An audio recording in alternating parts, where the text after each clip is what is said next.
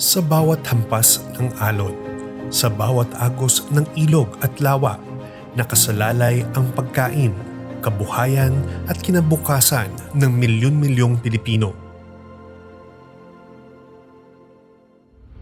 Ngunit kasabay ng pag-unlad, dumarami rin ang mga banta sa ating yamang tubig. Polusyon, climate change, pagkasira ng tirahan ng mga isda, at labis na pangingisda. Unti-unting naapektuhan hindi lamang ang ating kalikasan, kundi maging ang buhay ng mga komunidad na umaasa rito.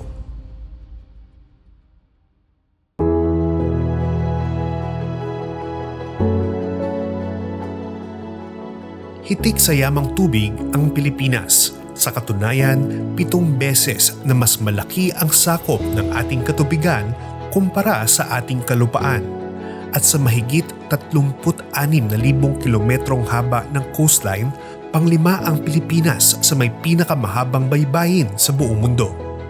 Kaya naman, muling binubuhay at mas pinalalakas ang isang pambansang kilusan para sa pangangalaga ng ating katubigan.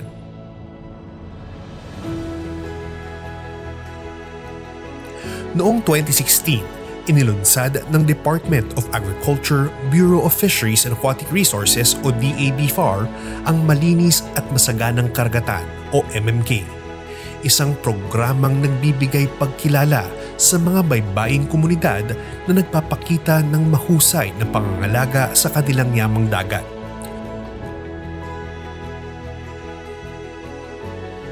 Ngunit habang lumalawak ang mga hamon, lumalawak din ang pangangailangan para sa mas masinsinang pangangalaga.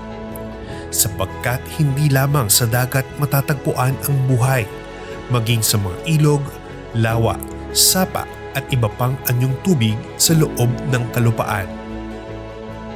Nakasalalay rin ang pagkain at kabuhayan ng maraming Pilipino. Kaya ngayong 2026, inilunsad ang mas pinaigting at pinalawak na bersyon ng programa, ang MMK 2.0 o Malinis at Masaganang Katubigan.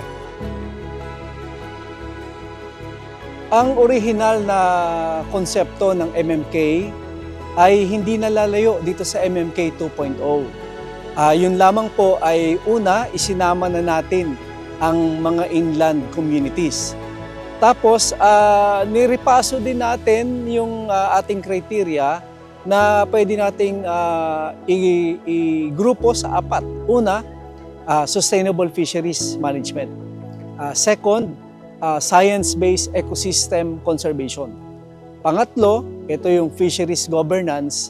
At yung pang-4, yung clean, coastal, and inland communities.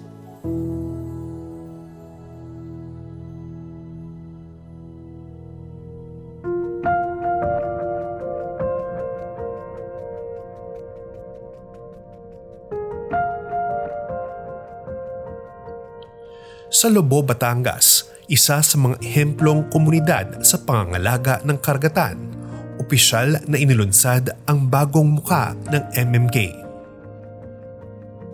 Ngayong araw, nakaganap akong ibahagi na sa bagong MMK ay kabilang na ang inland waters. Tulad ng mga ilog at lawa. Mayroon tayong programa na balik sigla sa lawa at ilog. Di ba? Dahil kinikilala natin ang pagkaugnay ng ating katubigan at wasto at mas malawak na pangalaga sa mga ito ay mahalaga sa manatili ng ating kalikasan, seguridad sa pagkain at kabuhayan. More than a search for standing coastal and inland communities, the MMK program is a shared movement for the protection, rehabilitation, and sustainable management of our waters. Dinaluhan ito ng mga kinatawan mula sa mga lokal na pamahalaan, national government agencies, fisheries stakeholders, partner organizations at media bilang simbolo ng sama-samang pagkilos para sa kalikasan. Isinagawa rin ang Coastal at Underwater Cleanup Activity o Scuba Sorero. Mula ilalim ng dagat hanggang sa mismong baybayin, nagkaisa ang iba't ibang sektor upang alisin ang mga basurang patuloy na nagbabanta sa ating yamang tubig. Patunay na ang pangangalaga sa kalikasan ay hindi lamang responsibilidad ng iisang ahensya, kundi ng buong komunidad. Nakakagalak po sa puso ng mapasama at magkaroon po ng ganitong aktibidad dahil ito po ay isang matagumpay na pag-ano po ng isang kabataan para makita din po ng susunod na henerasyon ang magandang gawain po ng samahan pong ito. Inaasahan po namin na sana ay magpatuloy po ang magandang aktibidad na nasimulan po nila para po sa susunod pong mga henerasyon. Maraming salamat po sa ganito pong oportunidad na binigay niyo po at binigyan ng kaalaman ang mga kabataan para mapangalagaan po ang ating kalikasan.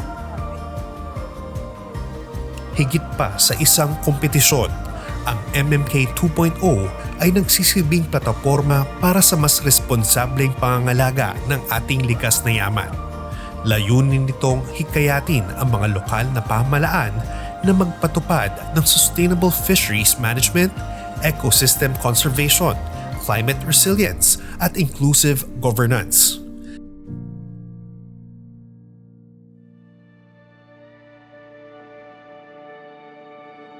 Mahalaga po ito dito sa Bayan ng Lubok kasi nga po, unang pangunahin dito ay ang unang pinagkakakitaan ay pangingisda. Siyempre kung marumi po yung karagatan natin, lahat po ng mga isda, yung katulad ng mga plastic, yun po ay makakain ng isda at magiging mawawalan po tayo ng mga huli. Kumbaga, hindi na tayo sagana sa malinis na karagatan. Sa pamamagitan ng MMK, kinikilala ang mga komunidad na hindi lamang nagpoprotekta sa kanilang yamang tubig, kundi nagbibigay rin ng mas maayos na kabuhayan para sa kanilang mamamayan. So sa programa ito, sabi ko napakaganda po. Kasi ang MMK ngayon, kung di ako nagkamali, masaganang, malinis na patubigan. Meaning, roads to reef approach po. Beach reef na po. From bundok na patubigan, hindi lang ito karagatan. Kasi malaki po ang impact ng ating mga ilog, sapa. Kung ito ay magiging polluted, pupunta rin sa dagat. Kahit anong paglilinis natin dito sa baybayin dagat and karagatan, kung hindi ito nakokontrol ang itaas. Kaya mas maganda yung katubigan, meaning lahat ng katubigan ay masagana at malinis. May even fresh water. Kapag inalagaan natin ang ating kalikasan, tayo ay alagaan din ito. Clean water means abundant fishery resources. Fish means income. Income means food on the table. That's a chain we need to protect. That's what this program is trying to fix and strengthen. Ang Malinis at Masaganang Katubigan program is not complicated. It is just about doing the right things consistently at the local level and with accountability. Sama-sama at tulong-tulong sa patuloy na paglilinis ng ating katubigan at pagpapaunlad ng sektor ng pangisdaan sa bagong Pilipinas. Ang tunay na tagumpay ng MMK ay hindi nasusukat sa tropeyo o gantimpala.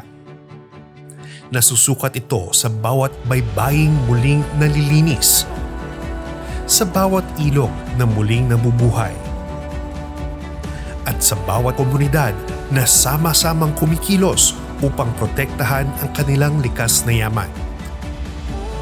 Sapagkat kapag inalagaan natin ang ating mga katubigan, pinoprotektahan din natin ang pagkain, kabuhayan at kinabukasan ng sambayanang Pilipino. Para sa mas malinis, mas masagana at mas matatag na Pilipinas.